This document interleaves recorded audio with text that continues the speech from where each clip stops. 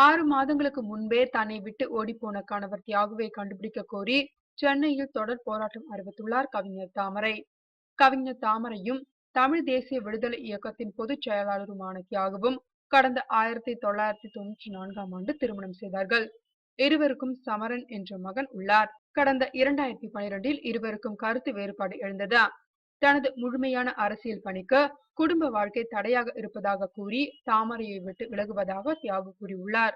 இதனைத் தொடர்ந்து கடந்த 2014ஆம் ஆண்டு நவம்பர் மாதம் தியாகு வீட்டை விட்டு வெளியேறியுள்ளார். கடந்த 5 மாதங்களாக அவர் வீட்டிற்கு திரும்பவில்லை. வீட்டை விட்டு ஓடிப்போன என் கணவரை மீட்டு தாருங்கள் என்று கோரி தியாகுவின் அலுவலகம் உள்ள சூளைமேட்டில் தனது மகனுடன் சாலையில் அமர்ந்த போராட்டத்தை ஆரம்பித்துள்ளார் தாமரை.